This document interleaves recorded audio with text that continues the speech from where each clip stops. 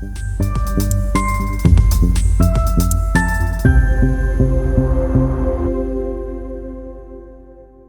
everyone to Feedback for Growth. Today's session is brought to you by Dr. Sarah Gray. She's from our Doctoral Writing Center. She's our specialist, and it is going to be a great session today. You're going to have a chance to explore so many different feedback strategies that promote student growth. That's what we're here for, right? Student growth and development. This session will cover timely and constructive feedback practices. So practices that you'll be able to put into place right away and just really help your students grow. We're going to continue to foster that classroom culture of continuous development. That is what we're aiming for. Hello, everybody. Yes, I already see some people popping in the chat. Please do. And as we get started, we're going to go ahead and cover a few house rules.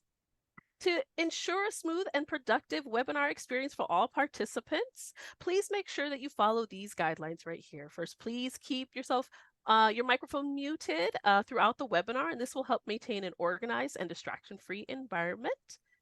If you have a question, please use the chat. Questions or comments, really. We'll review all of the questions and address as many as we can during our webinar.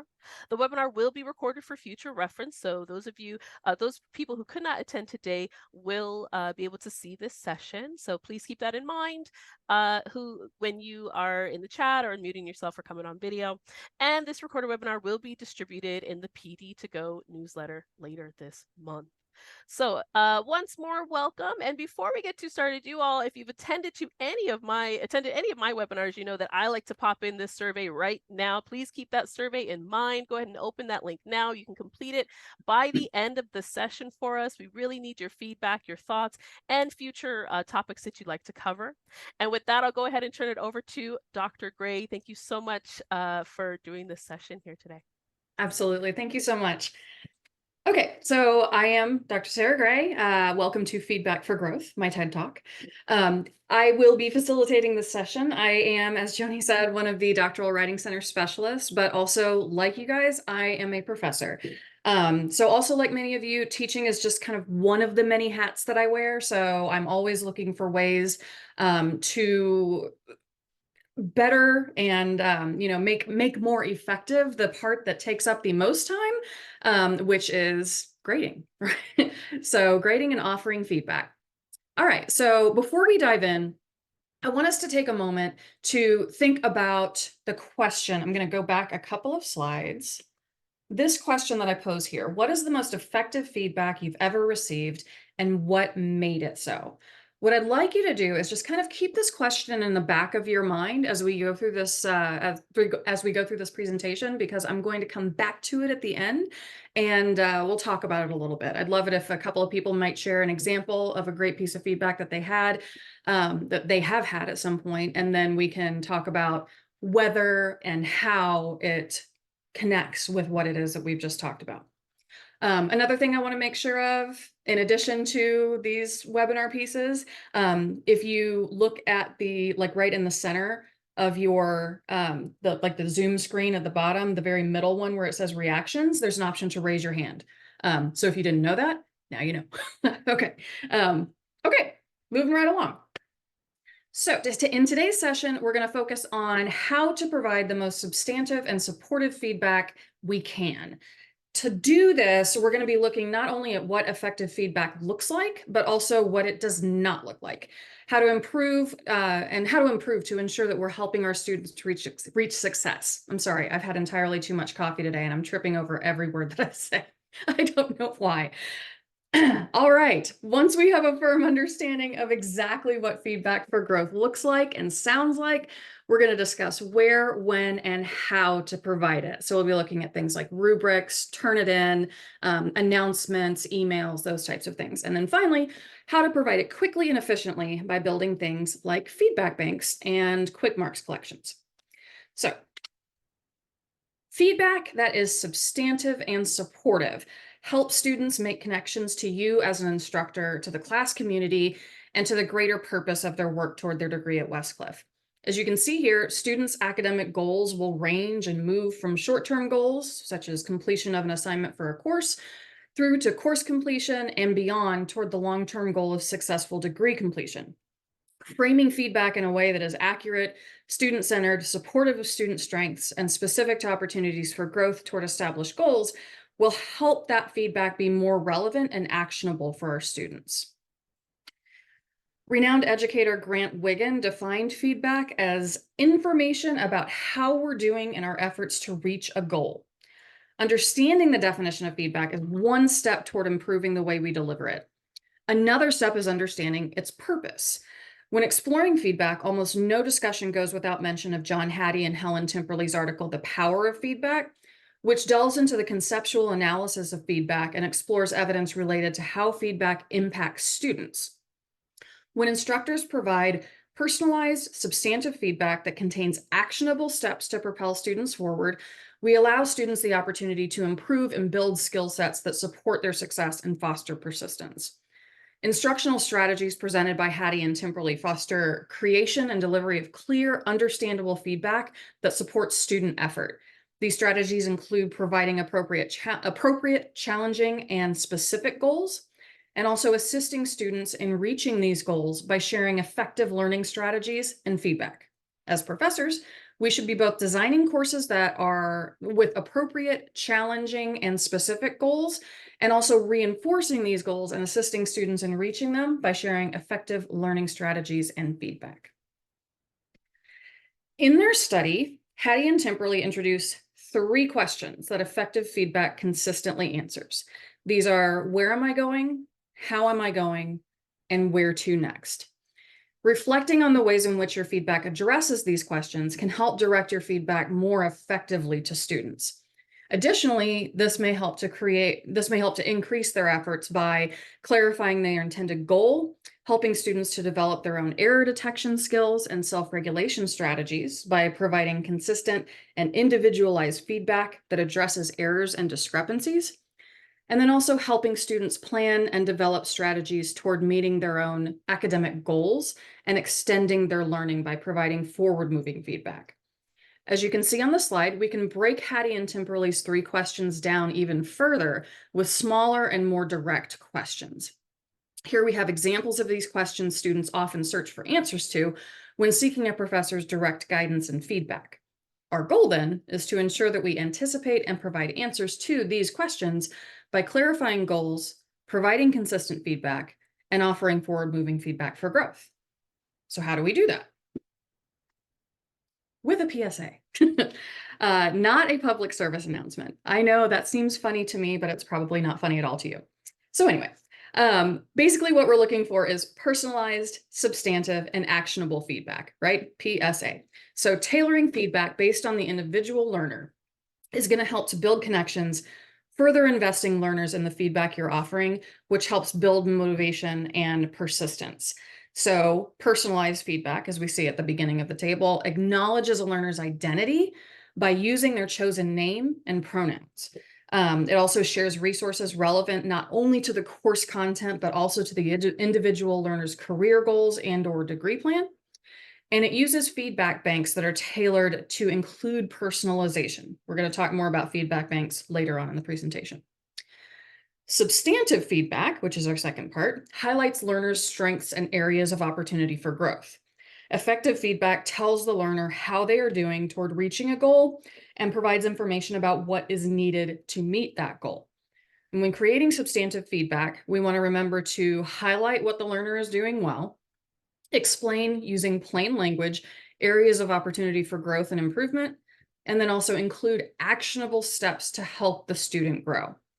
Strong feedback includes actionable steps, as we see in the final part of the table, that learners can take immediately to improve their academic efforts going forward.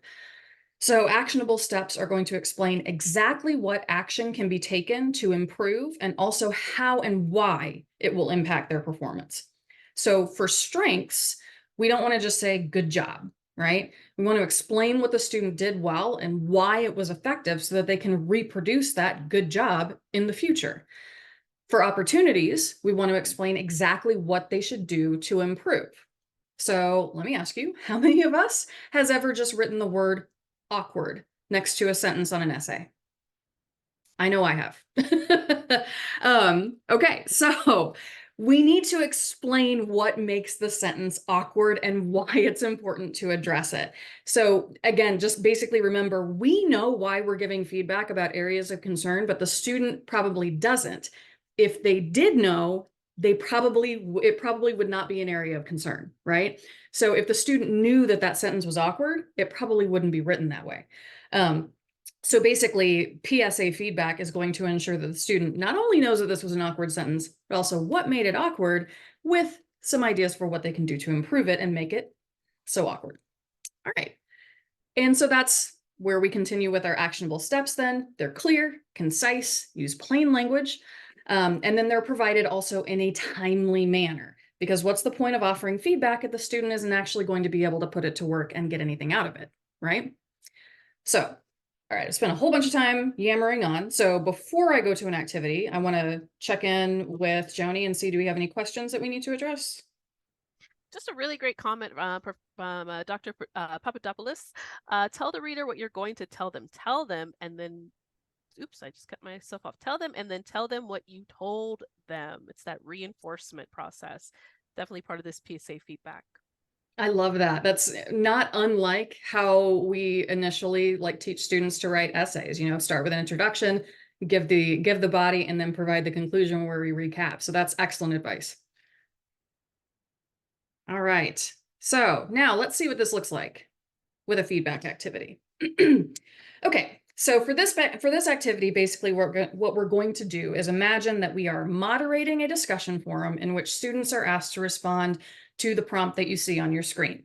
So share an academic goal or goals you would like to achieve. Next, share at least one resource available from Westcliff that will help you achieve your goals.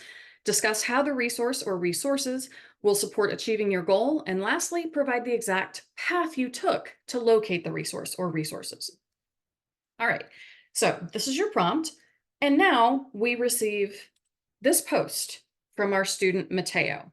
Mateo says they can access Alumni Affairs and Career Services from the Westcliff homepage. They have many resources I can use to achieve my career goals. I also have many academic goals I want to achieve so that I can earn my degree. I plan on using many of the resources Westcliff has to offer so that I can achieve these goals. All right, how many of you feel Mateo's submission has a little bit of room for improvement based on what the prompt actually asked for? You can thumbs up, hand raise, whatever you want to do. Thumbs down if you don't think it. All right, so basically the point is, yes, there is some room for improvement. So essentially what we're looking for here is the very first part, share an academic goal or goals. Mateo lets us know that they have them, but they don't let us know what they are, right? So we have a big piece there that's missing. And so now let's imagine that we are sending feedback.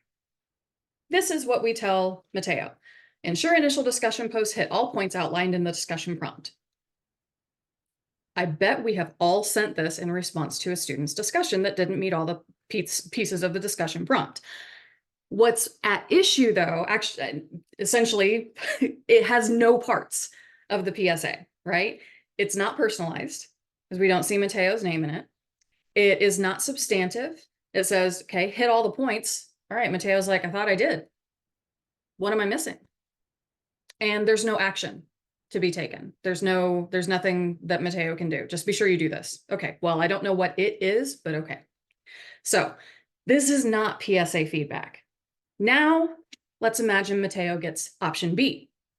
So great job submitting your assignment on time. That, as we know, for a discussion is a big deal. All right. It's great to learn you have multiple academic and career goals you'd like to achieve, but what specifically are those goals? Being specific with your goals will not only help you to meet the goals of this discussion, but will also help you and me ensure you have access to all the resources available to help you achieve them. Please take a moment to add a response in which you share some specific goals with the class and me. All right. So in this one, we have all the aspects of PSA feedback. We have personalization because we're using Mateo's name.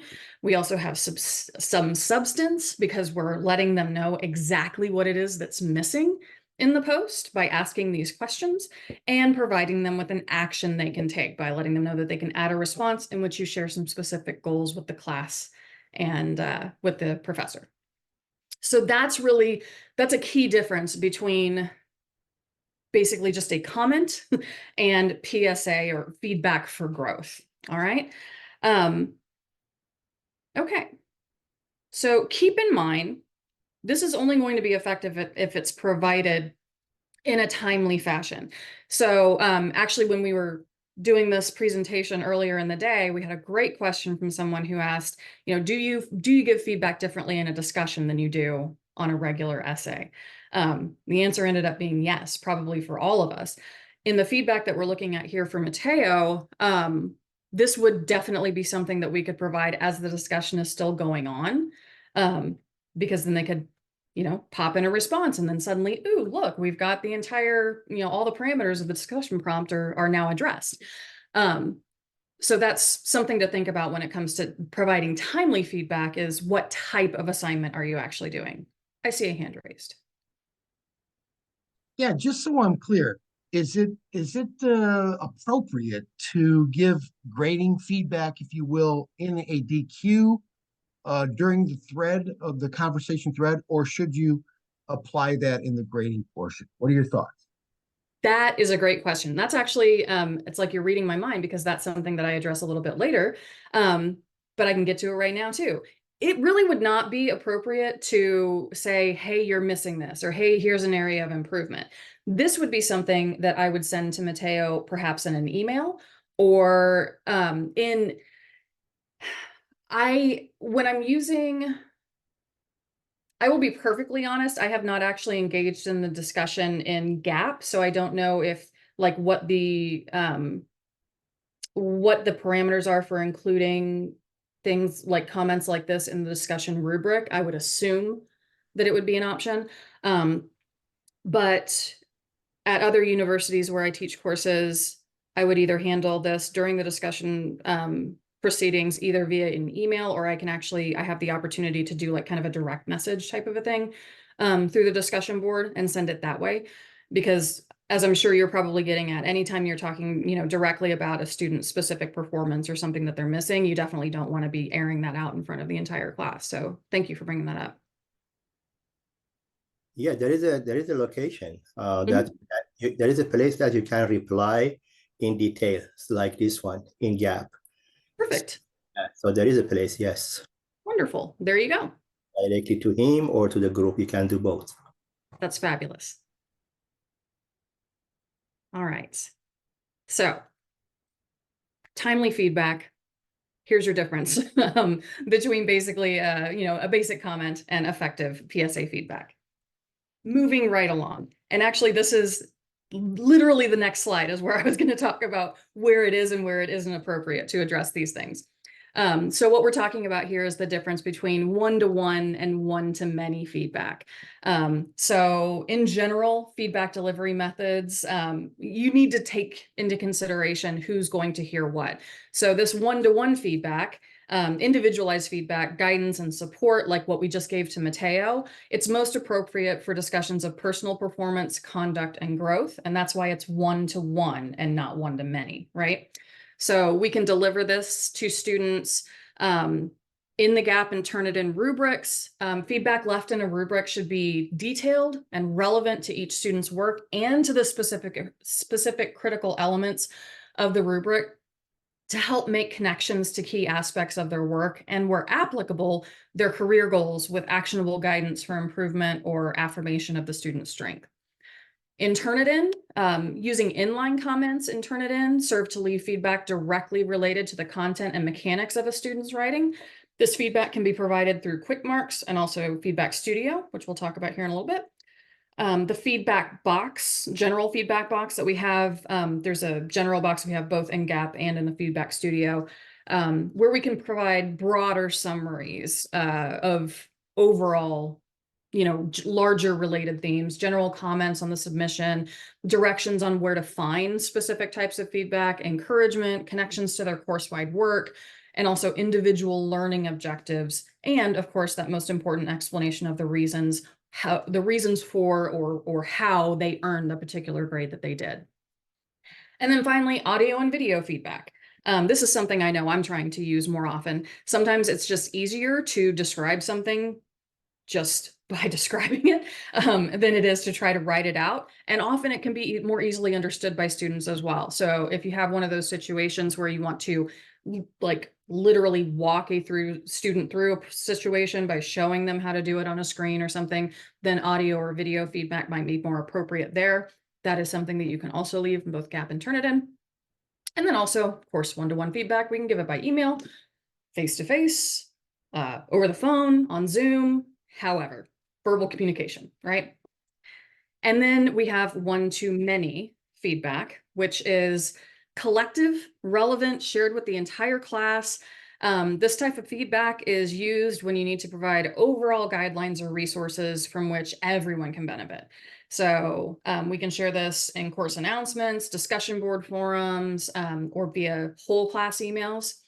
And so making sure that we understand which delivery method is going to be the most appropriate is going to make sure that our students feel, comfortable, safe, and like they can learn in our classrooms.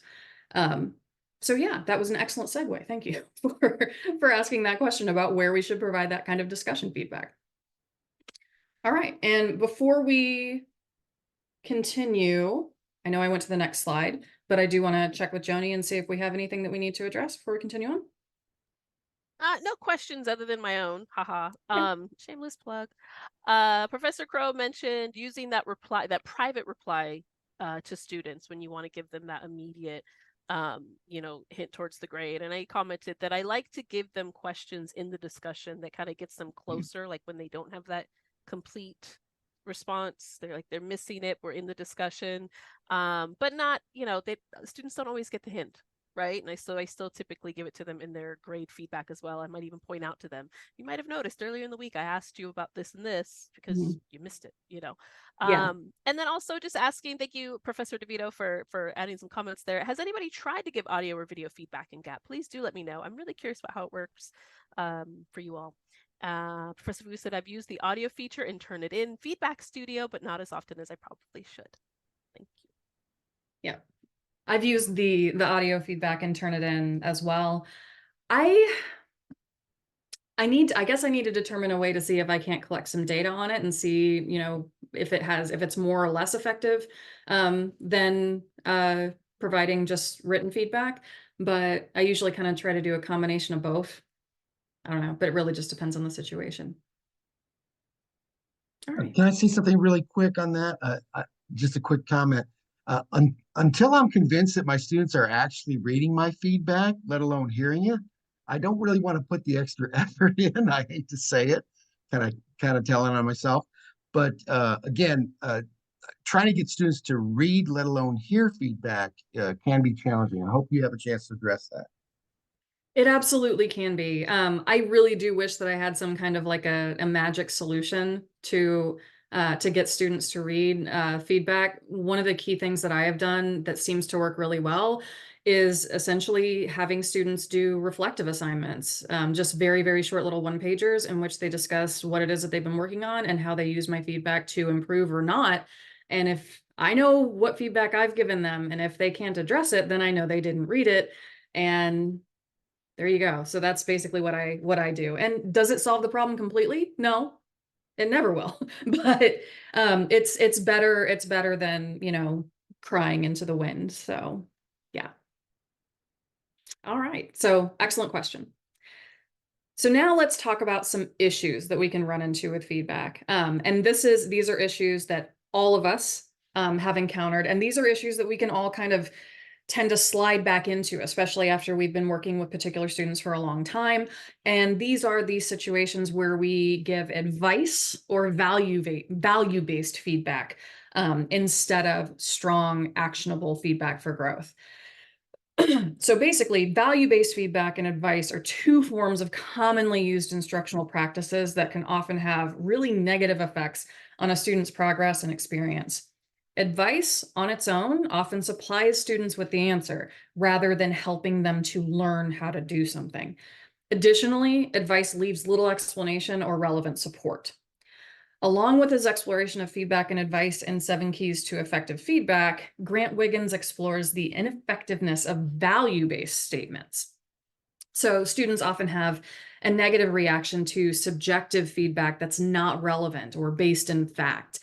Value-based feedback does not address the critical elements of the rubric or the course outcomes.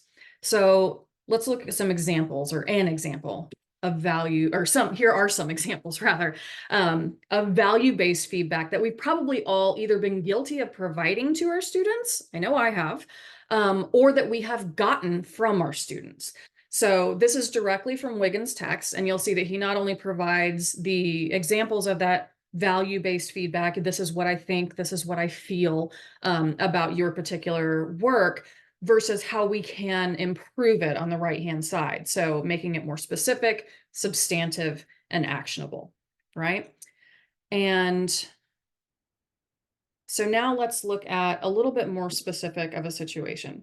Let's imagine we have an assignment of some kind in which one of our students, Heather, submits something that doesn't quite meet the length requirements that we're looking for.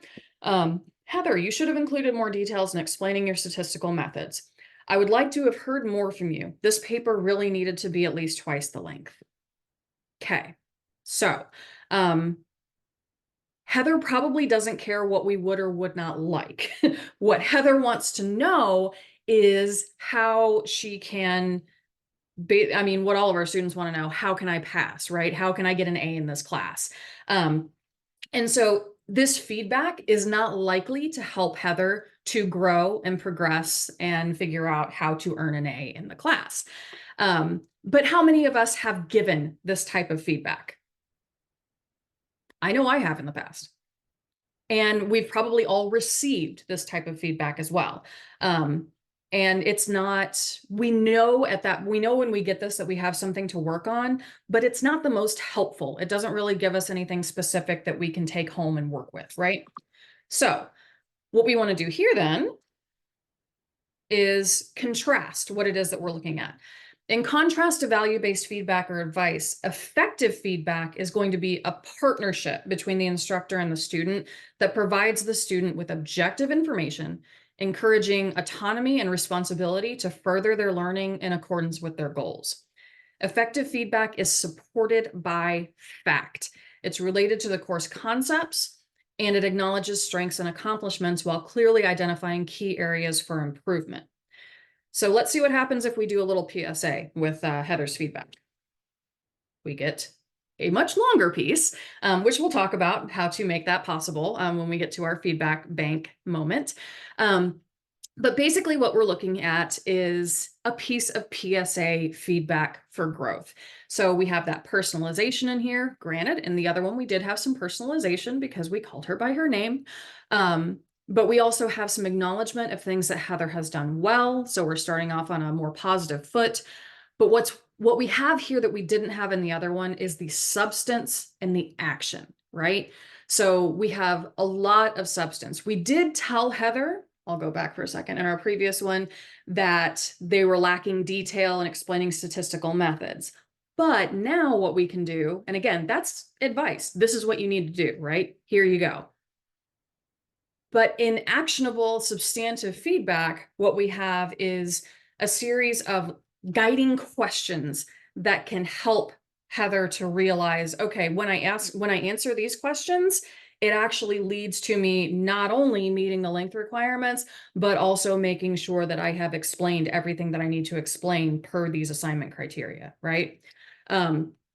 So we want to make sure that basically this feedback ensures that Heather knows the types of questions that can be asked to try to increase the substance of her CLA, and then give her some specific actionable steps that she can take to make sure that she meets the requirements of the assignment, right?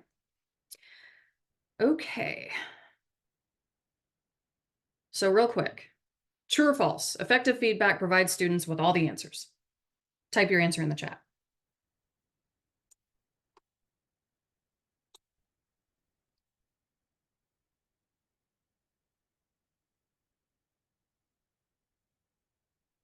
Cool. All right. So basically, false. We're not just trying to give a bunch of answers. We're trying to help the students learn how to learn, right? So that's our goal. One of the best ways to do this, we know now, is that we want to make sure that we know our students. So, because how can you personalize your feedback if you don't actually know who your students are? So you can get to know your students through the information that they share and the interactions that you have with them. But it does you no good if you don't remember, what they told you. So this is where your teaching journal comes in. And this was a cool question that I asked in the previous session, because I said teaching journal and everybody's like, no one said that they kept one. But it turns out that we all do. So if you're like me, you've long and far ago walked away from keeping a paper and pen little journal. And that's not what your teaching journal looks like. So what I've got is a spreadsheet for each class with students' names, degree programs, preferred forms of address, pronouns, but then also, and very, very most importantly, notes about the meetings that we've had, about the feedback that I tend to provide on the regular, or things that they're not paying attention to, anything like that that I need to make sure that I always have on hand, for any number of reasons, not the least of which is ensuring that I can provide them with personalized, effective feedback. So now that we know what this is, how many of us have something like this? I would imagine the majority of us, yes. Okay, so again, your teaching journal is going to be very unique to you. However you want to keep it, however you keep track of stuff, whether it's an old-fashioned grade book, whether it's one of those Moleskine journals or a spreadsheet, however you want to do it, you do you. That's good. All right. So here I can keep track of everything that I know. But let me ask you a question.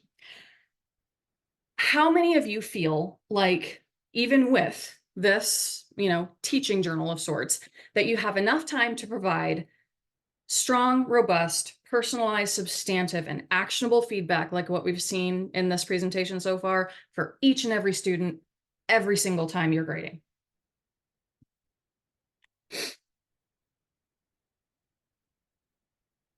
Right. I was going to say, I better start seeing no's and rarely's and stuff like that, because if you say you do have that time, I don't believe you. None of us do. And so what we need to do then is figure out a way that we can make providing this type of effective feedback not only super effective for the students, but also super effective for us. And that, I get back onto the slide, there we go, is what feedback banks are for.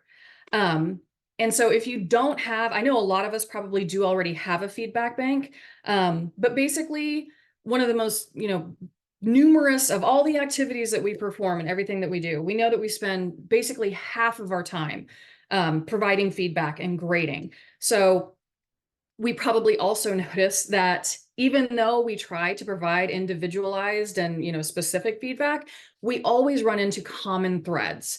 There are going to be specific aspects of an assignment, of each assignment, that we're always having to address with our students, or aspects of grammar, or just general composition issues and such that we're running into. These are the types of things that feedback banks are really effective in addressing. Because, so essentially what I've done here, it's not the best example, but it's an example of how you can take, in this case, an element of a CLA that many students would probably not quite meet the mark on, and provide yourself with an outline of a piece of feedback that you would provide to your students. And then all you have to do is fill in the information that's specific to that student. So that's what you do in a feedback bank, is keep track of, if you have 17 students in a class and every single one of them has issues with ensuring that the first line of every paragraph is indented 1/2 inch for APA style.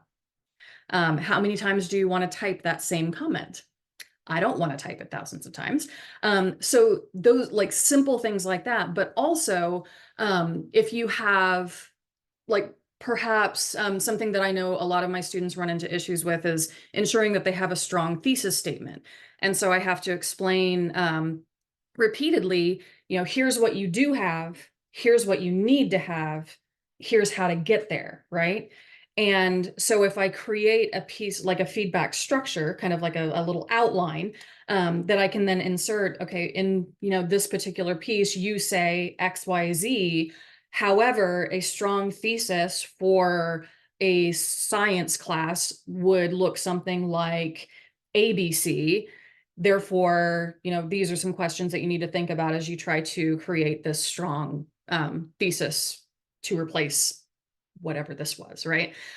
So those are the types of things that you can use a feedback bank for, those things that you're constantly going back and saying the same things to different students about, but you can still personalize it by just filling in those blanks with somebody's name, or these specific action items that they need to take specific to the assignment. How many of you have something like this?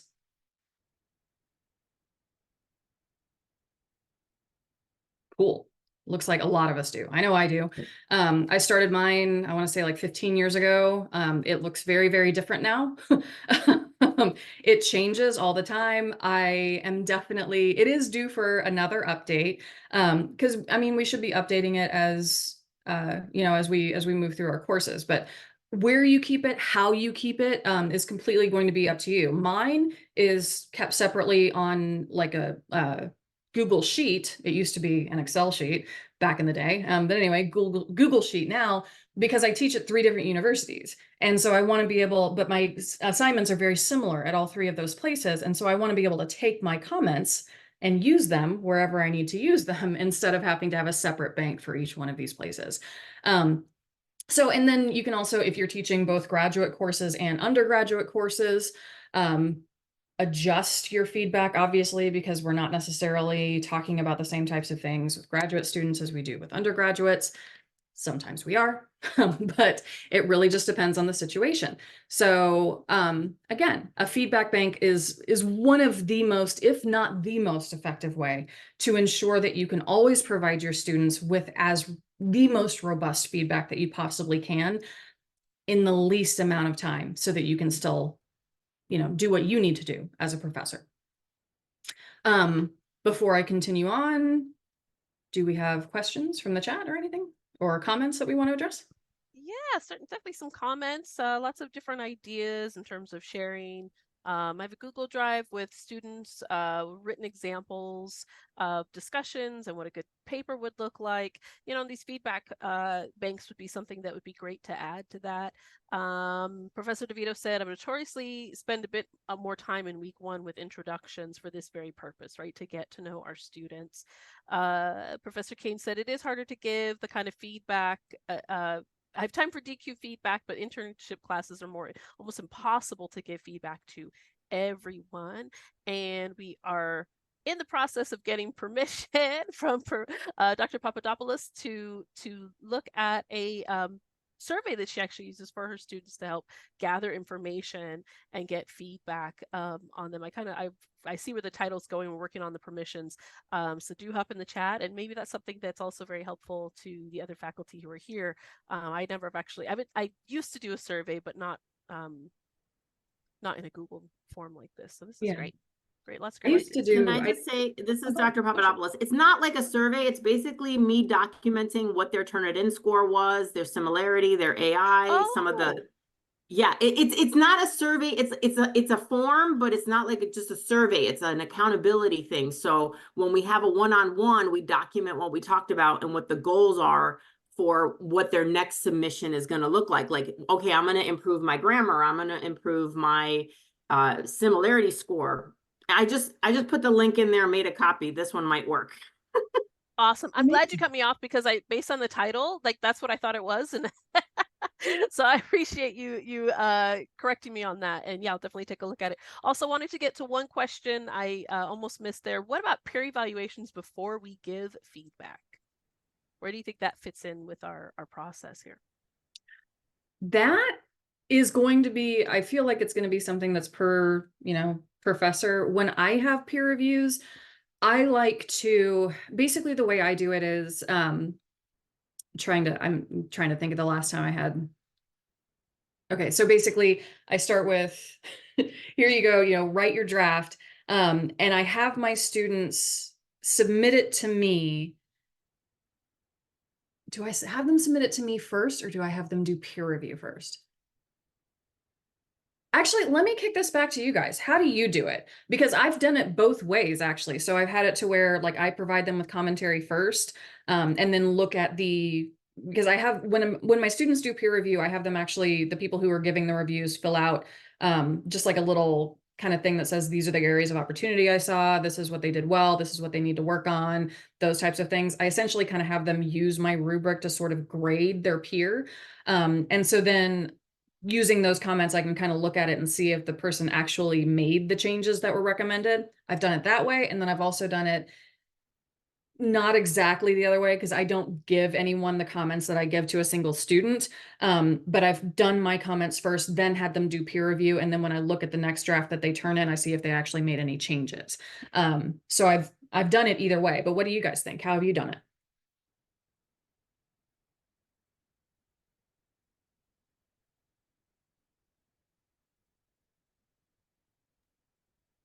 In the chat, we give a I give a checklist. Can I to say students. something? Oh, go ahead. Yes, please. Yeah, I'm the person who's writing, give a checklist to you. the students. Thank you.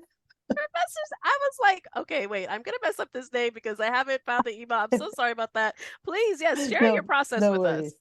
Okay, so I used to give a checklist to the students before they actually wrote it, and before they write their research paper. Okay, so write what is your research question? What is this? What is that? And make sure that you have a research question, and then a thesis statement, and then in the introduction, what things you have to include, and does it include the question, and the answer to the question, etc., etc.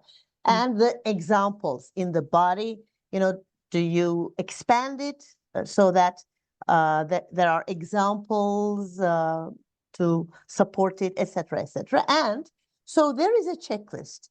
And the students, when they write it, they look at that.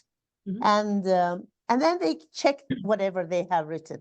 And later, other students can look at their work. Oh, I think that this is not according to the checklist. And the format, of course, APA, so that is there as well. So that's under a different section. And look, you haven't done this, you haven't done that. So, format can easily be adjusted. I think that's the easiest thing to sort out.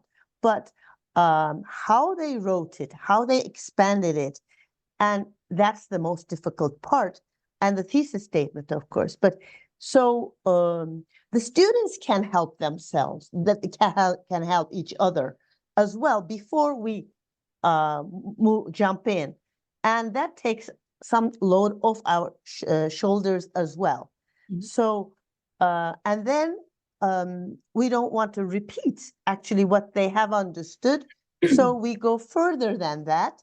And I think that helps, because this is not an easy task to write essays.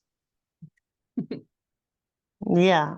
So that was what I wanted to share with you. I was writing it there, and then so I'm now here. And I don't have my background. I don't know why not, but I don't have the Westcliff background. Next time, I'll just make sure that it is there.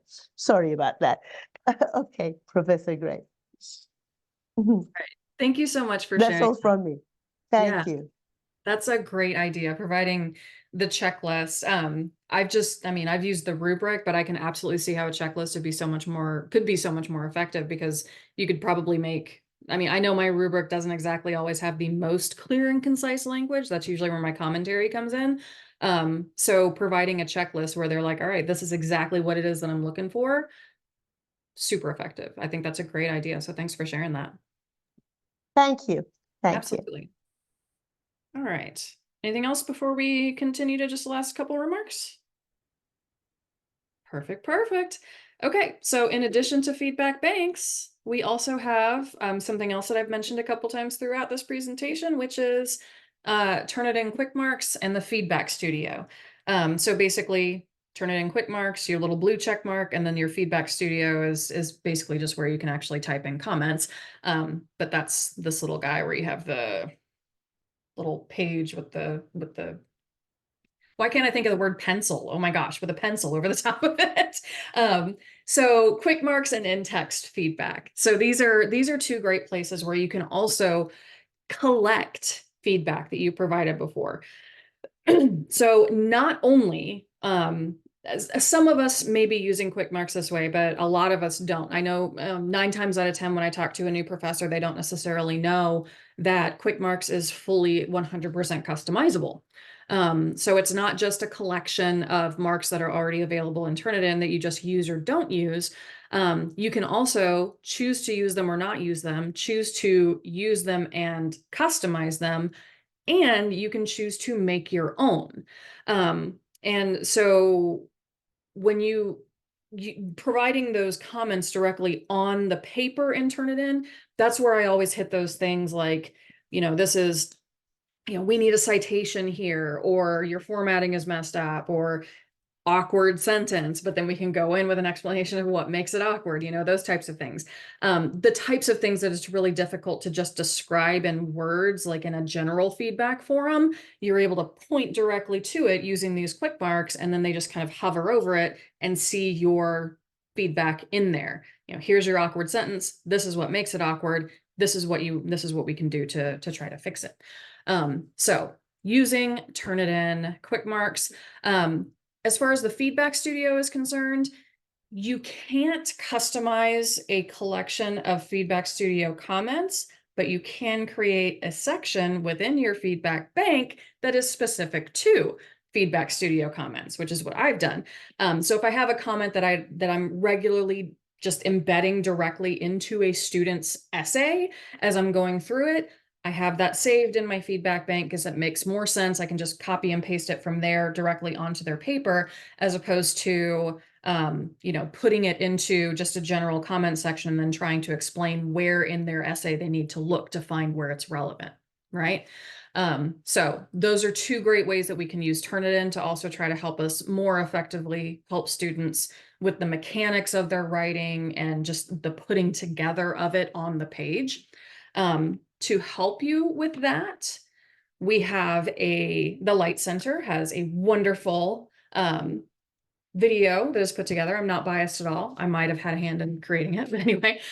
So grading in Turnitin, effective feedback strategies. So if you want a little deeper dive into all the great things that Turnitin can do for you, then you can take a peek at that. So that is the overall gist of what I want to say. So at this point, I have 2 things that I want to do. I want to check in with Joni to see if we have questions. And then I also want to bring us back to that first question that I asked at the beginning of the presentation. So let's start and see if there's anything additional in the chat that we need to address.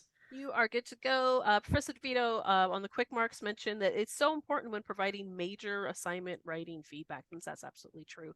And I did include the link there to Acorn, the new Light Center Professional Development Department LMS, set up and ready for you to go, where you can find this grading and Turnitin effective feedback strategies information. So do make sure you open that link, save that link, and go back and take a look at that training a little bit later when you have some time. Fabulous. All right. So now let's return to the question that we had at the very beginning of this session. So what is the most effective feedback you've ever received, and what made it so? But now that we've had a chance to think about the elements that actually make up effective feedback, what I'd like you to consider in addition to this is what elements of effective feedback, as we've discussed today, did it include? Or did it include those elements? So I'd like to just kind of open up the floor. If anybody'd like to share a situation that they've had with feedback, either getting it or giving it, and how it relates to or differs from what we've talked about here today.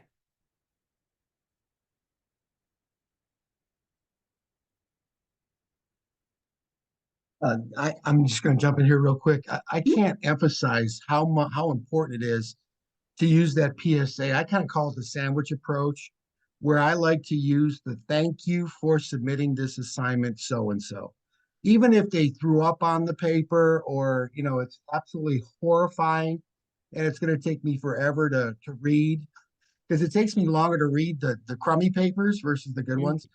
And I just have to thank them. And that just kind of sets the stage for the rest of the feedback to be more, I don't know, personable and positive and so on. So that's what I take away. That's great.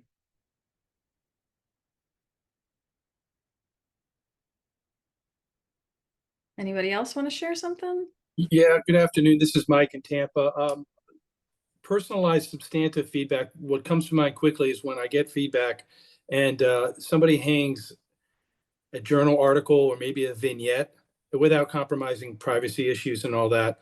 And that's in the personalized category. We're like, oh, Mike, you're not alone in this. This has happened 7 times before this year. And here's some options. And what I love is when somebody says, oh, have you read this journal article? This really, it also shows you that the problem is out there. It's not new, and there shouldn't be any anxiety. And I guess wrapping it up, that kind of substantive empirical feedback lessens the anxiety of the unknown. So that's what came to mind with your question. Absolutely.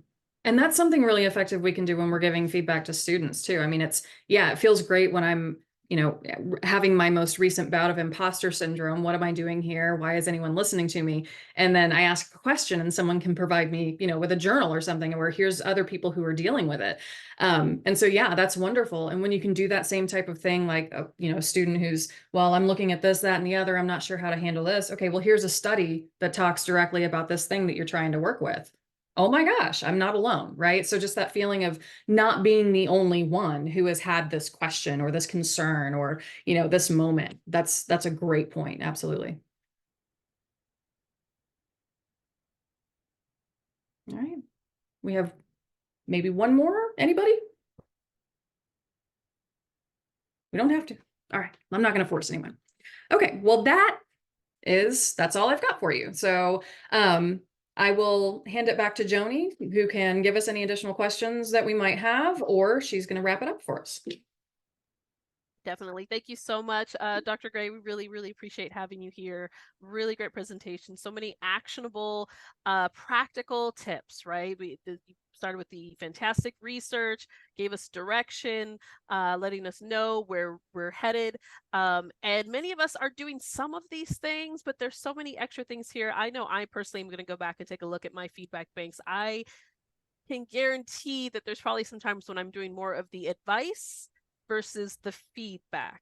And that's something that I actually took away from this morning and just made some more notes on as you were presenting. So thank you so much. And thank you everybody as well for your insights, for sharing those experiences. These webinars are so much better when you jump into the chat, when you share your stories, share your experiences, and there's probably somebody here in this Zoom room or possibly watching this video later who are going through the same, either having the same issue that you were having, or maybe even needed your solution. So thank you so much for those of you who were active today. Once again, please do make sure that you complete our PD Light Center webinar survey. It's so important that we hear from you. We hear your feedback. We want as many voices as possible. Let's see.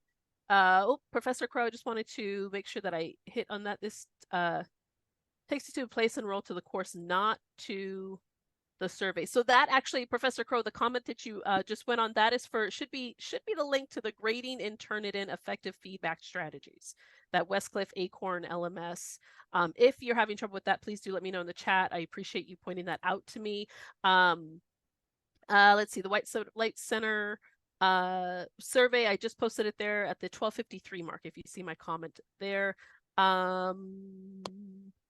Dr. Garashi, can you email us? I'll actually make a note to just get back to you right after this session. So thank you for that. Thank you.